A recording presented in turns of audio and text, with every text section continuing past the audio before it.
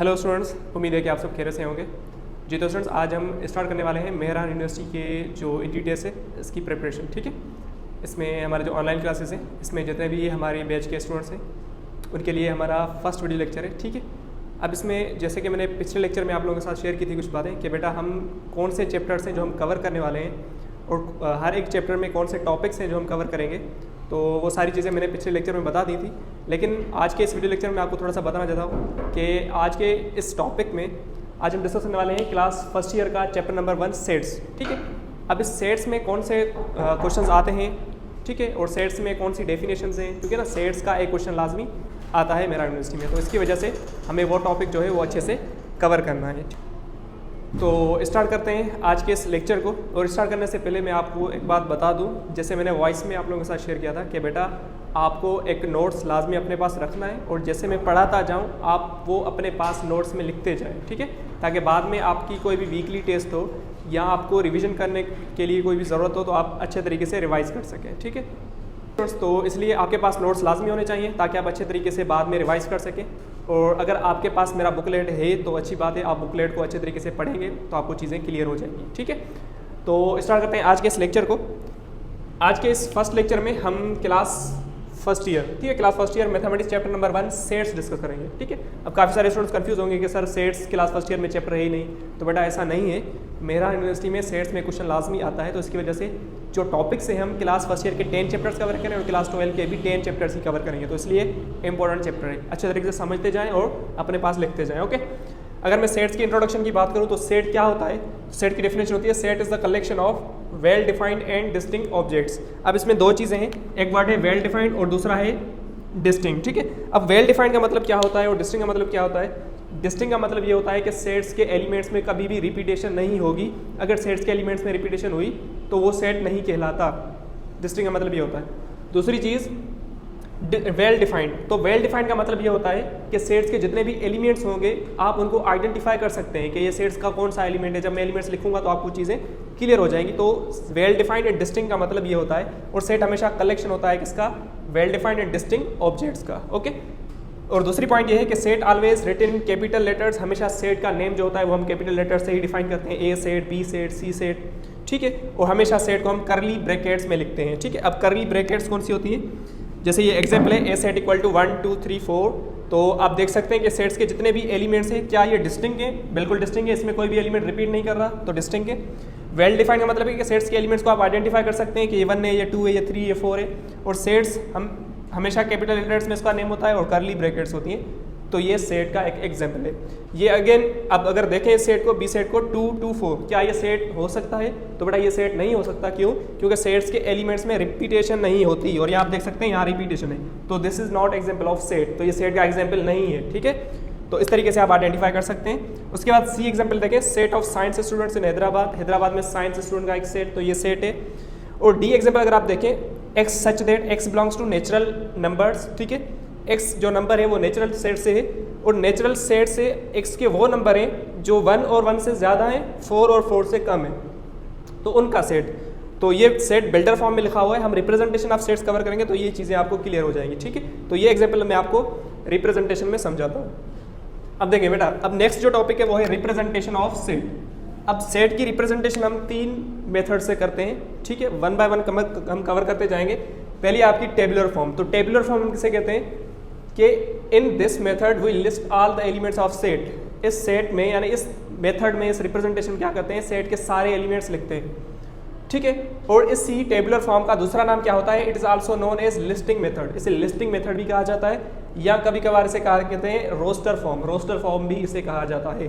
तो tabular form का दूसरा नाम लिस्टिंग मेथड, या हम इसे रोस्टर फॉर्म भी कहते हैं। ठीक है, ये सारी चीज़ें अपने पास लिखनी है नोट कॉपी में। ओके, एग्जाम्पल देखें, ए सेट है 1 2 3 4 5 6, बी सेट है ए बी सी डी। तो आप देख सकते हैं कि सेट्स के सारे एलिमेंट्स क्या हैं, सेपरेटली लिखे हुए हैं, मतलब ऑल एलिमेंट्स लिस्टेड है, तो इसे हम टेबुलर फॉर्म कहते हैं। ये अगेन टेबुलर फॉर्म है। ठीक है, तो इस तरीके से कोई भी एग्जाम्पल होगा तो वो आपका टेबुलर फॉर्म कहलाता है, या रोस्टर फॉर्म इसे कह सकते हैं, अदरवाइज या तो लिस्टिंग मेथड कहा जाता है। आगे चलते हैं, इसमें सेकंड जो है वो उसे हम कहते हैं डिस्क्रिप्टिव फॉर्म। अब डिस्क्रिप्टिव फॉर्म हम क्या करते हैं, in this method we describe all the sets. ठीक है, अब इसमें सेट्स के सारे एलिमेंट्स को हम क्या करते हैं, डिस्क्राइब करते हैं। अब देखें एक एग्जांपल है, the set of first 10 natural numbers, first 10 natural number का सेट, तो फर्स्ट 10 नेचुरल नंबर्स का सेट क्या होगा 1 2 3 4 5 6 7 8 9 10। अगर आप इस तरीके से लिस्ट करेंगे तो उसे हम क्या कहते हैं टेबुलर फॉर्म, अगर आप जस्ट डिस्क्राइब करेंगे तो उसे हम क्या कहते हैं डिस्क्रिप्टिव फॉर्म कहते हैं। तो सेट्स की रिप्रेजेंटेशन है। नेक्स्ट एग्जांपल देखें, the set of English alphabet letters, English alphabet letters का सेट, इसमें सारे अल्फाबेट्स आ जाते हैं, ठीक है, ABCD। अगर आप लिस्ट करेंगे तो टेबुलर फॉर्म कहलाता है, अगर आप डिस्क्राइब करेंगे तो डिस्क्रिप्टिव फॉर्म कहलाता है, ठीक है। आगे चलते हैं, थर्ड वन जो है इसे हम कहते हैं बिल्डर फॉर्म, ठीक है। अब बिल्डर फॉर्म में हम क्या करते हैं, बिल्डर फॉर्म में कुछ सिंबल्स होती हैं कि हम सेट को कुछ सिंबल्स की फॉर्म में लिखते हैं, ठीक है। अब सिंबल्स कौन सी होती हैं, अब इसमें पहली सिंबल ये होती है, अगर ये 2 डॉट्स लिखे हुए हैं या ये वर्टिकल लाइन है तो इसे हम किस लिए यूज़ करते हैं, सच दैट के लिए यूज़ करते हैं, ठीक है। इसके बाद ये जो सिंबल है, इस सिंबल को हम लेस देन के लिए यूज़ करते हैं, इस सिंबल को हम लेस देन और इक्वल टू के लिए शो करते हैं, इस सिंबल को ग्रेटर देन के लिए, इस सिंबल को ग्रेटर देन और इक्वल टू। अब मैं आपको यूज़ करवाऊंगा कि हम किस तरीके से यूज़ करते हैं, ओके। ये जो सिंबल है, ये कॉमा या ये जो सिंबल है इसे हम एंड के लिए यूज़ करते हैं, ठीक है। जब ऑपरेशन ऑफ सेट्स पढ़ाऊंगा तो आपको चीज़ें सारी क्लियर हो जाएंगी कि एंड और का मकसद क्या होता है सेट्स में, ओके। और ये हम और के लिए यूज़ करते हैं। अब इसमें कुछ एग्जांपल्स करते हैं जिसमें डिस्क्रिप्टिव फॉर्म लिखा हुआ है, हम उसे टेबुलर फॉर्म में कन्वर्ट करने की कोशिश करेंगे, ठीक है। देखिए, सेट ए है X such that X belongs to natural set, पहली बात एक्स नेचुरल सेट है और x लेस देन और इक्वल टू 4 है। अब इस सिंबल को आप देखें, ये जो सिंबल है, ये सिंबल कहती है कि ये जो x नंबर है वो 4 भी है और 4 से छोटे। अब कब तक, कितने छोटे, क्योंकि नेचुरल सेट है तो नेचुरल सेट कहाँ से स्टार्ट होता है 1 से, नेचुरल सेट कहाँ से स्टार्ट होता है 1 से, 1 2 3 अप टू सो ऑन। तो मतलब हमें कौन से एलिमेंट्स लिखने हैं, हमें 4 और 4 से नीचे नेचुरल सेट लिखने हैं, तो मतलब 1 2 3 एंड 4। अब 4 इंक्लूड क्यों हुआ, क्योंकि नीचे इसमें ये लाइन यानी सिंबल यूज़ किस लिए होती है, लेस देन और इक्वल टू के लिए यूज़ होती है। तो अगर इक्वल टू की सिंबल है तो इट मीन्स 4 भी इंक्लूड होगा, अगर ये नीचे वाली सिंबल ना होती तो 4 इंक्लूड ना होता। चीज़ें क्लियर हो रही हैं। आगे देखें, B example, X such that X belongs to whole set से सेट, ओके। और एक्स जो नंबर्स हैं, एक्स के जितने भी नंबर्स हैं वो 1 से ज़्यादा हैं और 1 भी है, इसका मतलब क्या है 1 भी इंक्लूड है, और 5 और 5 से कम है। तो अब नेचुरल होल सेट कौन से होते हैं 1 2 3 4 एंड 5। तो 5 को मैंने इंक्लूड क्यों किया, क्योंकि यहाँ पे सिंबल यूज़ की गई है, अगर ये सिंबल ना होती तो 5 इंक्लूड ना होता। सही है, समझ आ रही है बातें। तो ये अगर सिंबल है तो इट मीन्स 5 भी इंक्लूड होगा। नेक्स्ट एग्जाम्पल देखें। अब नेक्स्ट एग्जाम्पल थोड़ा सा डिफरेंट है। अब इसमें X such that X belongs to integers, X integer से बिलोंग कर रहा है, मतलब इंटीजर्स कौन से होते हैं, ठीक है। इंटीजर्स होते हैं equal to 0 plus minus 1 plus minus 2 और अप टू सो ऑन। ये सारे positive numbers, negative numbers, whole numbers, ठीक है, नॉन नेगेटिव नंबर्स, ये सारे आपके कहलाते हैं क्या, इंटीजर्स। अब देखें, अगर आप देखें, अगर ये सेट आपका इंटीजर्स का सेट है तो आप देख सकते हैं, अगर आप इसको टेबुलर फॉर्म में लिखें तो इस इक्वेशन को आप ओपन करेंगे, equation X square minus 1 equal to 0, इसे सॉल्व करेंगे, एक्स स्क्वायर इक्वल टू 1 हो जाएगा और यहाँ से एक्स की वैल्यूज़ क्या आ जाएंगी, प्लस माइनस 1 आ जाएंगी। तो आप देख सकते हैं ये प्लस माइनस 1 इंटीजर्स हैं, क्या हैं, इंटीजर्स हैं। तो इट मीन्स ये सेट जो है ये सेट इन द टेब यानी बिल्डर फॉर्म में एक सेट का एग्जाम्पल है, ठीक है। ये सारी चीज़ें क्लियर हो रही हैं कि सेट को हम बिल्डर फॉर्म से कैसे लिखते हैं, बिल्डर फॉर्म को टेबुलर में कैसे कन्वर्ट करते हैं, ठीक है। अब हम टाइप्स ऑफ सेट्स पर चलते हैं, ताकि क्योंकि मेरी कोशिश ये होगी कि जितने भी टॉपिक्स हो सकें हम कवर करें एक ही लेक्चर में, ताकि आपके लिए ईजी हो बिल्कुल देखने में, समझने में, क्योंकि मेरे से ना टॉपिक कनेक्टेड होंगे तो आपके लिए यानी आसानी होगी। तो इसलिए टाइप्स ऑफ सेट्स हम डिस्कस करते हैं और फिर अपने लेक्चर को वाइंड अप करते हैं, ठीक है। स्टॉप इस डायरेक्ट बंद ही नहीं, स्टॉप भरा होता है उसको डायरेक्ट वीडियो पूरा खत्म नहीं होता, ये जो है ये नथिंग तो डायरेक्ट, ठीक है स्टूडेंट्स। तो अब हम डिस्कस करने वाले हैं टाइप्स ऑफ सेट्स। तो अच्छे तरीके से ये टाइप्स ऑफ सेट्स को अपने नोटबुक पे लिख दीजिएगा, ठीक है। अब टाइप्स ऑफ सेट्स पढ़ने से पहले एक छोटा सा टॉपिक है कार्डिनलिटी ऑफ सेट। तो बेटा कार्डिनलिटी ऑफ सेट हम किसे कहते हैं, कार्डिनलिटी का मकसद ये होता है कि सेट्स के एलिमेंट्स, अगर किसी भी सेट के एलिमेंट्स 3 हैं तो उसकी कार्डिनलिटी क्या होगी, 3 होगी। अगर किसी सेट्स के एलिमेंट्स 4 हैं तो उसकी कार्डिनलिटी क्या होगी, 4 होगी। तो कार्डिनलिटी को हम ऑर्डर ऑफ सेट भी कहते हैं। तो कार्डिनलिटी और ऑर्डर ऑफ सेट बात सेम ही है। अब इसमें डेफिनेशन क्या है, it shows the total elements in set. किसी भी सेट में टोटल एलिमेंट्स जो हम शो करते हैं उसे हम क्या कहते हैं, कार्डिनलिटी या ऑर्डर कहते हैं। It's also known as order of set. इसको हम किस तरीके से लिखते हैं, इसके लिखने के 2 तरीके हैं, या तो हम इस तरीके से लिखते हैं या हम इस तरीके से लिखते हैं। अगर मॉड में मैंने ए लिखा है इसका मतलब ए सेट की कार्डिनलिटी, मतलब ए के कितने एलिमेंट्स, तो ऑर्डर ऑफ ए आप ऐसे भी लिख सकते हैं, ठीक है। तो दोनों तरीके से आप ऑर्डर ऑफ सेट को डिफाइन कर सकते हैं। एग्जाम्पल देखें, अगर ए सेट के एलिमेंट्स हैं 1 2 3 4 5 तो इसकी कार्डिनलिटी इसे आप ऐसे भी लिख सकते हैं ऑर्डर ऑफ ए, तो इसकी कार्डिनलिटी क्या हो जाएगी 5 हो जाएगी। तो मतलब इस सेट में टोटल कितने एलिमेंट्स हैं 5 एलिमेंट्स हैं इस तरीके से, ठीक है। उसके बाद देखें नेक्स्ट जो हमारा टॉपिक है, टॉपिक नहीं टाइप सेट का, इससे हम कहते हैं नल सेट। तो बेटा नल सेट हम किसे कहते हैं, ऐसा सेट जिसमें एलिमेंट्स ना हो, जिसमें कोई भी एलिमेंट ना हो, ठीक है। अगर किसी भी सेट के कोई भी एलिमेंट नहीं होगा तो वो सेट क्या कहलाएगा, नल सेट कहलाएगा। या हम इसे और डेफिनेशन से भी जानते हैं कि a set which having zero cardinality, अगर किसी भी सेट की कार्डिनलिटी जीरो हो गई तो उसका सिंपल मकसद ये है कि वो सेट नल सेट है। अगर कार्डिनलिटी जीरो हो गई तो उसका मतलब उस सेट में कोई भी एलिमेंट नहीं है, अगर कोई भी एलिमेंट नहीं होगा तो वो नल सेट हो जाएगा, ठीक है। तो null set a set having no element, जिसमें कोई भी एलिमेंट ना हो, या इसको हम सेलेक्ट कह सकते हैं कि such a set whose cardinality is zero, ऐसा सेट जिसकी कार्डिनलिटी क्या हो, जिसकी कार्डिनलिटी क्या हो जीरो हो, तो उसे हम भी क्या कहते हैं, नल सेट कहते हैं, ठीक है। नल सेट को एक और नाम से जानते हैं, it's also known as empty set, इसे एम्प्टी सेट और वॉइड सेट भी कहते हैं, ठीक है। एम्प्टी सेट या वॉइड सेट हम इसे कहते हैं, ठीक है। अब इसको हम नल सेट को लिखते हैं कैसे, इसके लिखने के दो तरीके होते हैं, या तो हम फाइल लिखते हैं इस तरीके से, ये जो सिंबल लिखी हुई है इस तरीके से, ये भी नल सेट कहलाता है। या अगर आप कोई भी सेट खाली छोड़ देते हैं तो ये आपका नल सेट हो जाएगा।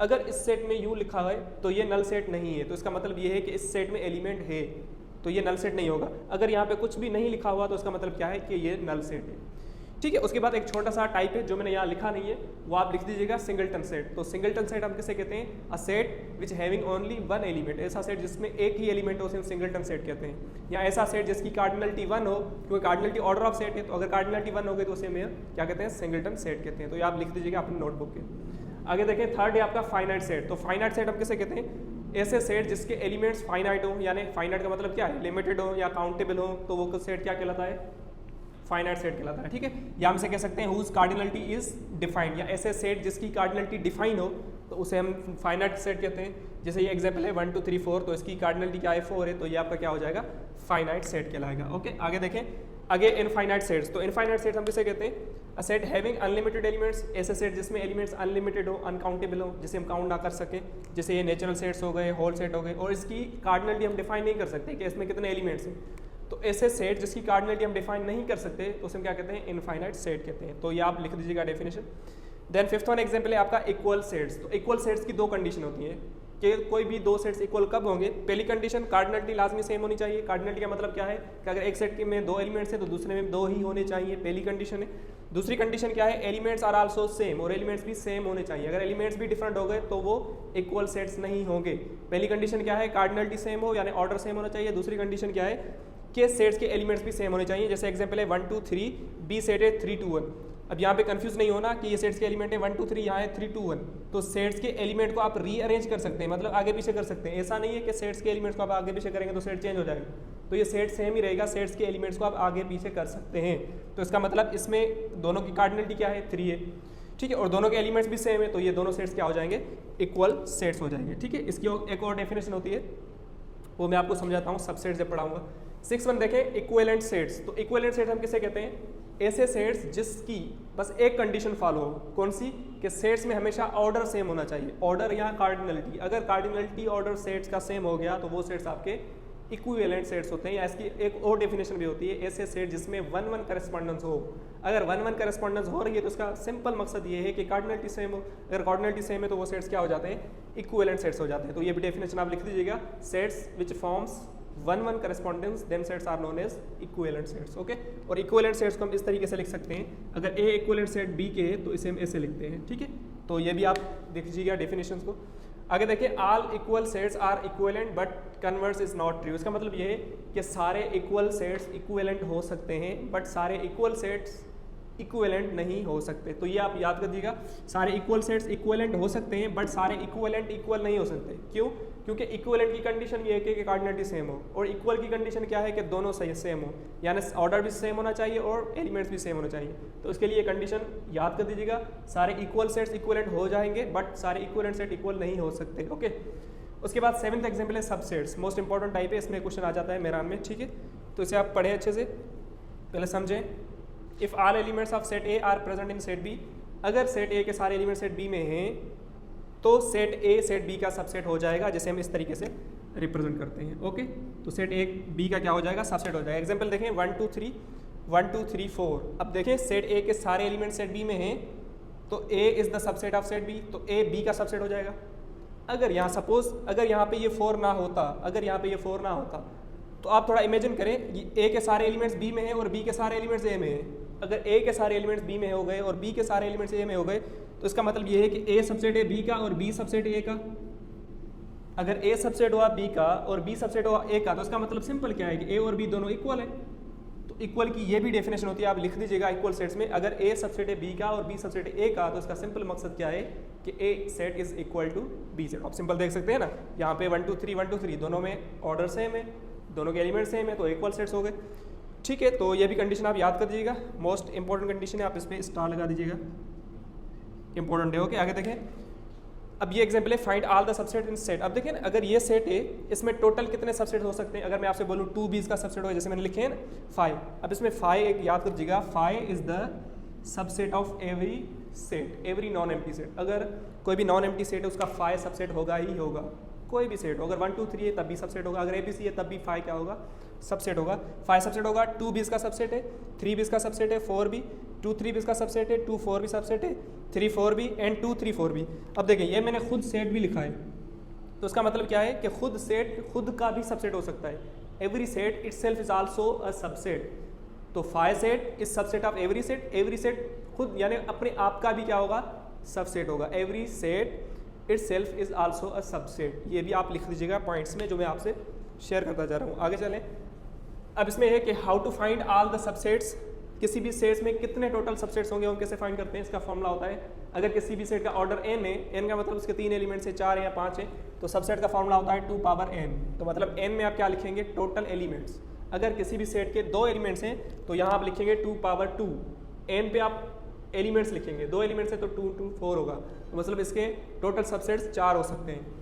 अगर 3 एलिमेंट्स हैं तो 2 पावर 3 यानी इसमें 8 एलिमेंट्स होंगे। अगर 4 एलिमेंट्स होंगे तो इसके टोटल 16 सबसेट्स होंगे। ठीक है, तो सबसेट फाइंड करने के लिए ये फार्मूला हम यूज़ करते हैं। आगे चलते हैं। Super sets. तो बेटा देखें, if A is subset of set B then B is the super set of set. अगर ए बी का सबसेट है तो बी ए का क्या होगा? सुपर सेट होगा। ठीक है, तो ये आप याद करिएगा। इसे हम लिखते कैसे हैं? अगर if A is subset of B then B is super set of A. अगर ए बी का सबसेट है तो बी ए का सुपर सेट होगा। ओके, आगे देखें प्रॉपर सबसेट। अब प्रॉपर सबसेट इसका छोटा सा टाइप है सबसेट्स का, इससे समझे। If all elements of set A are present in set B but one element which is not present in set A. अब देखें, इसका मतलब सिंपल ये है कि जैसे ये मैंने आपको एग्जाम्पल करवाया ना, यहाँ देखें, अगर सेट ए के ये एलिमेंट्स हैं 2 3 4। अब ये जो सबसेट है इसके सारे एलिमेंट्स इसमें हैं, तो ये इसका सबसेट भी है और ये इसका प्रॉपर सबसेट भी है, क्योंकि कंडीशन है कि इस सेट में एक ऐसा एलिमेंट होना चाहिए जो इसमें ना हो, तो वो सबसेट होगा, तो वो प्रॉपर सबसेट होगा। ओके, अब देखें, अगर ये 3 है तो 3 इसका सबसेट भी है और 3 इसका प्रॉपर सबसेट भी है। प्रॉपर सबसेट क्यों है? क्योंकि इस सेट में 2 4 ऐसे एलिमेंट्स हैं जो इसमें नहीं है, तो इसकी वजह से ये प्रॉपर सबसेट है। आगे देखें 2 3। अब 2 3 इसका सबसेट भी है और 2 3 इसका प्रॉपर सबसेट भी है। क्यों? क्योंकि 2 3 इसका प्रॉपर सबसेट इसलिए है ताकि 4 जो एक ऐसा एलिमेंट है जो इसमें नहीं है, इसकी वजह से प्रॉपर सबसेट है। आगे देखें, अगर ये है 2 3 4। अब देखें 2 3 4 इसका सबसेट तो है, लेकिन ये इसका प्रॉपर सबसेट नहीं है। क्यों नहीं है? क्योंकि इसके सारे एलिमेंट इसमें तो हैं, लेकिन इसमें एक ऐसा एलिमेंट होना चाहिए जो इसमें ना हो प्रॉपर सबसेट बनने के लिए, तो इसके लिए ये इसका प्रॉपर सबसेट नहीं होगा बट सबसेट होगा। तो ये डेफिनेशन मैंने यहाँ पे इंग्लिश में लिखी हुई है ताकि आपको समझने में कोई भी दिक्कत ना हो। ओके, एग्जाम्पल देखें, अगर ये 2 3 4 है और 2 3 है, तो आप यहाँ कह सकते हैं कि B is proper subset of A, B A का प्रॉपर सबसेट है सिंपली। अगर यहाँ पे भी 4 होता तो B A का सबसेट होता, ओनली प्रॉपर सबसेट नहीं होता। ठीक है, उम्मीद है कि आपको ये डेफिनेशन समझ में आ गई होगी। आगे चलते हैं। आगे इम्प्रॉपर सबसेट। अब इम्प्रॉपर सबसेट क्या है बेटा? देखें, अब ये देखें, ये इसका सबसेट प्रॉपर सबसेट हुआ, ये भी इसका प्रॉपर सबसेट हुआ, ये भी इसका प्रॉपर सबसेट, ये भी 2 4 भी इसका प्रॉपर सबसेट हुआ, 3 4 भी। अब ये जो सेट है ना, ये सेट खुद का सबसेट भी है और खुद का इम्प्रॉपर सबसेट भी है। अब ये डेफिनेशन मैंने यहाँ पे लिखी है, if all elements of set A are also elements of set B. अगर सेट ए के सारे एलिमेंट्स सेट बी में है और सेट बी के सारे एलिमेंट्स सेट ए में है, तो मतलब ए सबसेट हुआ बी का और बी ए का हो गया। तो ये क्या होगा कि ए जो है, यानी ये जो सेट है, ये सेट इस सेट का सबसेट भी होगा और इम्प्रॉपर सबसेट भी होगा। तो इम्प्रॉपर सबसेट की ये डेफिनेशन होती है, ठीक है। और हर एम्प्टी सेट का एक इम्प्रॉपर सबसेट लाजमी होता है, वो खुद ही होता है। अगर मैं आपसे पूछूं कि ये सेट है ए बी, इसमें इम्प्रॉपर सबसेट क्या होगा, तो आप क्या बोलेंगे सर ए बी होगा, क्योंकि सेट खुद का खुद ही इम्प्रॉपर सबसेट हो सकता है। और अगर सेट नॉन एम्प्टी हो तो उसका खुद का खुद ही इम्प्रॉपर सबसेट हो सकता है। तो ये भी प्रॉपर सबसेट, ये भी प्रॉपर सबसेट, लेकिन ये जो है ए बी इसका प्रॉपर सबसेट नहीं है और ये इम्प्रॉपर सबसेट है, ओके। अब पावर सेट हम किसे कहते हैं? पावर सेट का मतलब ये होता है कि अगर हम सेट किसी भी सेट के सारे सबसेट्स जो हैं अगर उस सबसेट का सेट बनाएं, ठीक है, 10 सब यानी जितने भी किसी भी सेट के सबसेट्स हैं, अगर उस सबसेट का मैं सेट बनाऊं तो उस सेट को हम क्या कहते हैं? पावर सेट कहते हैं। तो ये मैंने लिखा है all the subsets of set A are called power sets, ठीक है। मतलब सारे सबसेट्स को कंबाइन करके मैंने एक सेट बना दिया तो उसे क्या कहते हैं?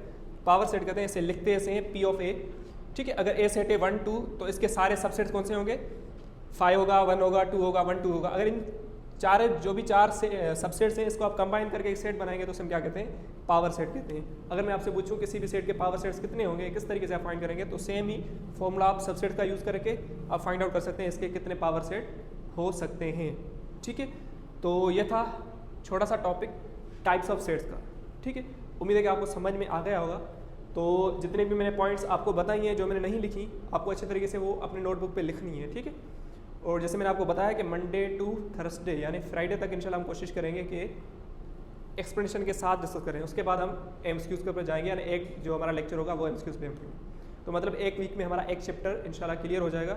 और इस चैप्टर में मैं कोशिश करूँगा कि एक वीक में आप लोगों के साथ बस 3 लेक्चर ही शेयर करूँ, चाहे 30 मिनट्स का हो या 40 मिनट्स का हो, नो इशू।